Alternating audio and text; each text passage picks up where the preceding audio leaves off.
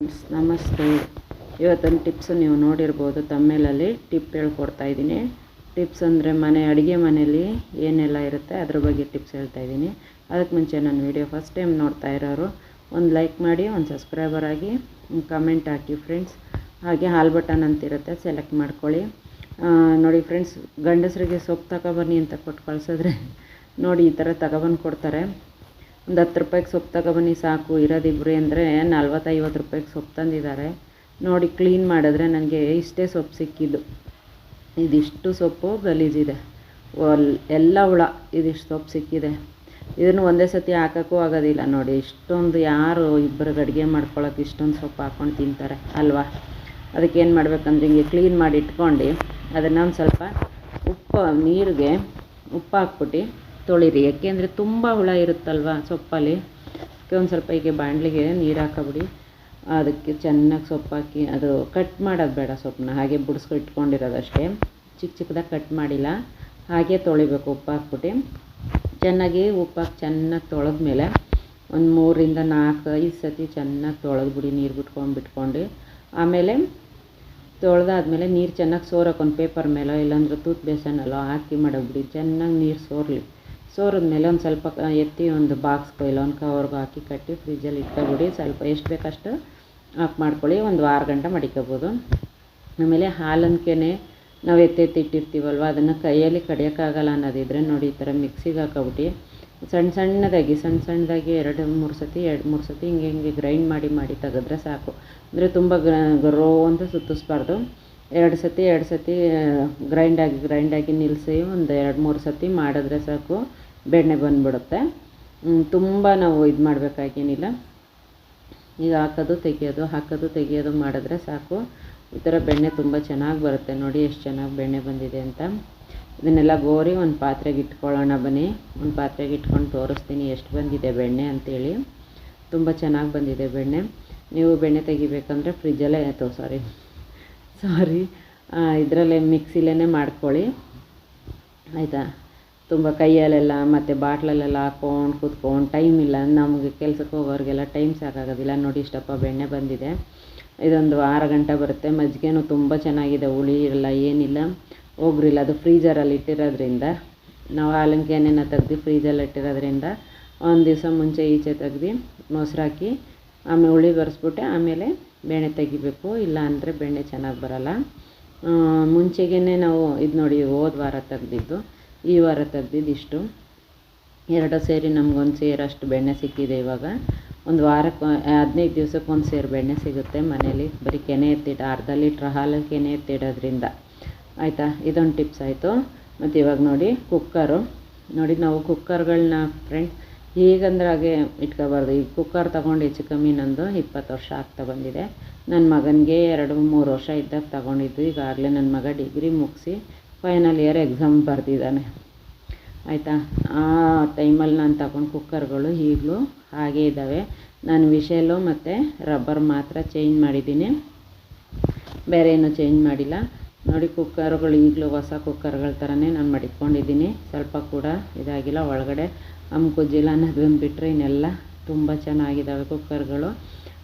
Cooker ನಾವು ಆವಾಗ check ಮಾಡ್ಕೋಬೇಕು ಫ್ರೆಂಡ್ಸ್. ಯಾಕೆ ಅಂದರೆ ಕುಕ್ಕರ್ಗಳಲ್ಲಿ ತಳಭಾಗ ಉಬ್ಬಿಡುತ್ತೆ, ಮತ್ತು ರಬ್ಬರು ಮತ್ತು ವಿಷೆಲ್ಲು ವೆಯ್ಟ್ ಇಡ್ತೀವಲ್ಲ ಆ ಜಾಗದಲ್ಲಿ ನೀರು ಸರಿಯಾಗಿ ಪಾಸ್ ಆಯ್ತಿರೋದಿಲ್ಲ, ಏರ್ ಪಾಸ್ ಆಯ್ತಿರೋದಿಲ್ಲ. ಅದನ್ನು ಚೆಕ್ ಮಾಡ್ಕೊಂಡು ಚೇಂಜ್ ಮಾಡಿಕೊಂಡ್ರೆ ಸಾಕು. ಬೇರೆ ನಾವೇನು ತುಂಬ ಇದು ಮಾಡ್ಕೋಬೇಕಾಗಿಲ್ಲ. ಈ 3 ನಾನು ಒಂದೇ ಸತಿ ತಗೊಂಡಿದ್ದೆ. ನಾನು ಆ 3 ಇದುವರೆಗೂ ನಾನು ಚೆನ್ನಾಗಿ ಬಾಳಿಕೆ ಬಂದಿದ್ದಾವೆ, ಚೆನ್ನಾಗಿ ಯೂಸ್ ಮಾಡ್ತಾಯಿದ್ದೀನಿ. ನಾವು ಎಷ್ಟು ಕ್ಲೀನಾಗಿ ಇಟ್ಕೋತೀವೋ ಅದ್ರ ಮೇಲೆ ಡಿಪೆಂಡ್ ಆಗುತ್ತೆ. ಹಾಗಾಗಿ ನೋಡ್ಕೊಂಡು ರಬ್ಬರ್ ಮತ್ತು ವೆಯ್ಟ್ ಚೇಂಜ್ ಮಾಡಿಸ್ಕೊಂಡ್ರೆ ಸಾಕು.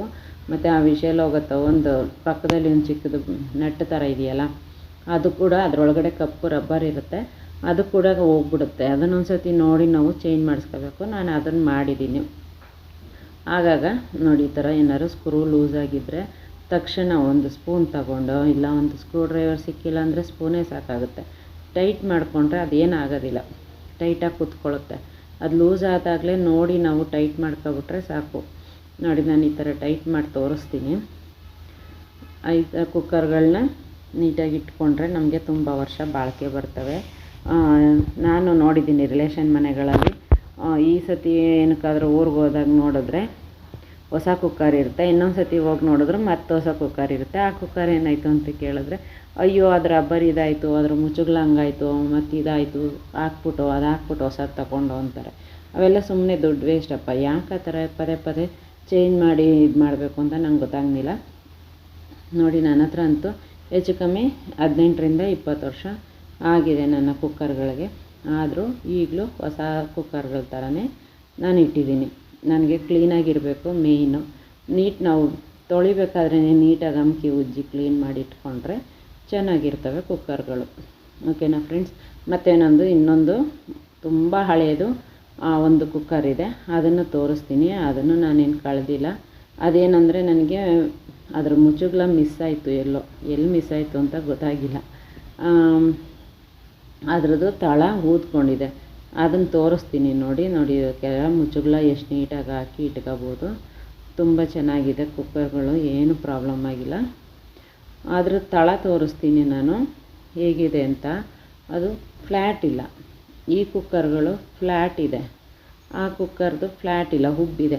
ಯಾವುದೇ ನಿಮಗೆ ಕುಕ್ಕರ್ ಬೇಕು, ಕುಕ್ಕರಲ್ಲೂ ತಳ ಫ್ಲ್ಯಾಟ್ ಇಲ್ಲ ಅಂದರೆ ತಕ್ಷಣ ಈ ಕುಕ್ಕರ್ ರಿಪೇರಿ ಬರ್ತಾರಲ್ಲ ಅವ್ರುಗಳ ಕೈಲಿ ಕೊಟ್ಟರೆ ಅವರು ತಳನ ಫ್ಲ್ಯಾಟ್ ಮಾಡಿಕೊಡ್ತಾರೆ. ನೀವು ತಟ್ಟಿಸ್ಬಿಡಿ. ಯಾಕೆಂದರೆ ಹಿಂಗೆ ಉಂಟಾಡಿದ್ರೆ ಕುಕ್ಕರು ಉಬ್ತಾ ಇದೆ ಅಂತೇಳಿ ಒಳಗಡೆಯಿಂದ ಗಾಳಿ ಏರು ಈಚೆಗೆ ಇದಾಗಿಲ್ಲ, ಬ್ಲಾಸ್ಟ್ ಆಗಿಬಿಡುತ್ತೆ ಆಮೇಲೆ ಕುಕ್ಕರು. ಅದರಿಂದ ನೀವು ಅದೊಂದನ್ನು ಫಸ್ಟು ತಿಳ್ಕೊಳ್ಳಿ ಫ್ರೆಂಡ್ಸ್. ಯಾಕೆ ಅಂದರೆ ಕುಕ್ಕರು ನೋಡಿ ಇವಾಗ ತೋರಿಸ್ತಾ ಇದ್ದೀನಿ, ಅದು ಊದುತ್ತಲ್ಲ ಅದನ್ನು ನೋಡಿ. ಈ ಕುಕ್ಕರು ತಳಭಾಗ ಫ್ಲ್ಯಾಟ್ ಇಲ್ಲ, ಹಳ್ಳ ಇದೆ. ಈ ಮುದ್ದೆ ಮಾಡೋ ಪಾತ್ರೆ ಎಲ್ಲ ಹಳ್ಳ ಆಗುತ್ತಲ್ಲ ಆ ಥರ ನೋಡಿ, ಫ್ಲ್ಯಾಟ್ ಇಲ್ಲ. ಈ ಥರ ಕುಕ್ಕರ್ ಏನಾದ್ರು ಫ್ಲ್ಯಾಟ್ ಆಗದೆ ಉಬ್ಬಿದಂಗೆ ಕಾಣಿಸ್ತು ಅಂದರೆ ನೀವು ತಕ್ಷಣ ರಿಪೇರಿ ಮಾಡಿಸ್ಕೊಳ್ಳಿ, ಆಯಿತಾ? ಇದೊಂದು ಟಿಪ್ಸು ನನ್ನ ಕಡೆಯಿಂದ. ನಿಮ್ಗಳಿಗೇನಾದ್ರು ಗೊತ್ತಿಲ್ಲ ಅನ್ನೋದಿದ್ದರೆ ಇದನ್ನು ಸರಿ ಮಾಡ್ಕೊಳ್ಳಿ ಫ್ರೆಂಡ್ಸ್.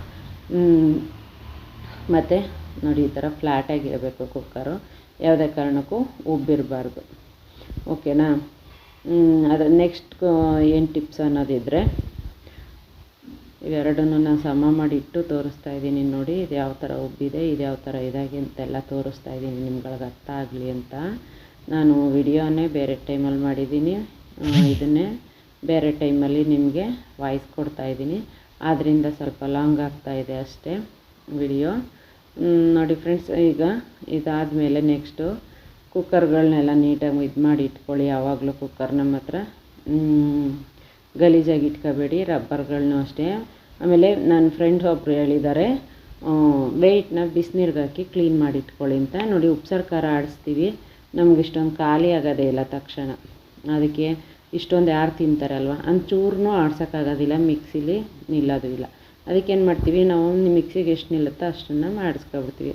ಅದಕ್ಕೇನು ಮಾಡಬೇಕು ಅಂದರೆ ನೀವು ಹಿಂಗೆ ಒಂದು ಈರುಳ್ಳಿ ಕಟ್ ಮಾಡಿಬಿಟ್ಟು ಒಂದು ಸ್ವಲ್ಪ ಕರ್ಬೇವಿನ ಸೊಪ್ಪು, ಸಾಸಿವೆ ಇದೆಲ್ಲ ಒಗ್ಗರಣೆ ಹಾಕ್ಬಿಟ್ಟು ಅದಕ್ಕೊಂಚೂರು ಕಾಯಿ ತುರಿದು ಕಾಯಿನೂ ಆ ಉಪ್ಸಾರು ಖಾರನೂ ಆಡಿಸ್ಕೊಂಡು ಬಂದ್ಬಿಡಿ. ಆ ಕಾಯಿ ಮತ್ತು ಉಪ್ಸಾರು ಖಾರ ಆಡಿಸ್ಕೊಂಡಿರ್ತೀವಲ್ಲ ಅದನ್ನು ಈ ಈರುಳ್ಳಿ ಜೊತೆ ಹಾಕಿ ನೋಡಿ, ಈ ಥರ ರುಬ್ಕೊಂಡು ಇದಕ್ಕೆ ತೆಂಗಿನಕಾಯಿ ಮತ್ತು ಆ ಉಪ್ಸಾರು ಖಾರ ಅಷ್ಟೇ ಹಾಕಿರೋದು, ಬೇರೆ ಇನ್ನೇನು ಹಾಕಿಲ್ಲ ನಾನು. ಈ ಥರ ಹಾಕ್ಕೊಂಡು ಒಗ್ಗರಣೆ ಹಾಕಿ ಇಡಿ. ಚೆನ್ನಾಗಿ ಒಗ್ಗರಣೆಯಲ್ಲಿ ಒಂಚೂರು ಬೇಯಲಿ, ಆ ಕಾಯ್ದು ಹಸಿ ವಾಸನೆ ಹೋಗೋ ಥರ. ನೀವು ಒಗ್ಗರಣೆಗೆ ಈ ಸೀದೋಗುತ್ತೆ ಪಾತ್ರೆ ಅನ್ನೋದಕ್ಕೆಲ್ಲ ಇದೇ ಥರ ಪಾತ್ರೆ ಇಟ್ಕೊಳ್ಳಿ. ನೋಡಿ, ಈ ಥರ ಚೆನ್ನಾಗಿ ಬೇಯಿಸ್ಬಿಟ್ಟು ನೀರೆಲ್ಲ ಸುಂಡಾಗೆ ಮಡಿಕೊಂಡ್ರೆ ಈ ಖಾರನ ನೀವು ರೊಟ್ಟಿಗೆ ಚಪಾತಿಗೆಲ್ಲ ಕೊಟ್ಟರೆ ತುಂಬ ಚೆನ್ನಾಗಿ, ಮತ್ತು ಚಪಾತಿ ದೋಸೆ ಇಡ್ಲಿಗೆಲ್ಲ ಚೆನ್ನಾಗಿರುತ್ತೆ. ಇಷ್ಟೊತ್ತು ನನ್ನ ವಿಡಿಯೋ ನೋಡ್ತಾ ಇರೋರಿಗೆ ಧನ್ಯವಾದಗಳು. Thank you friends.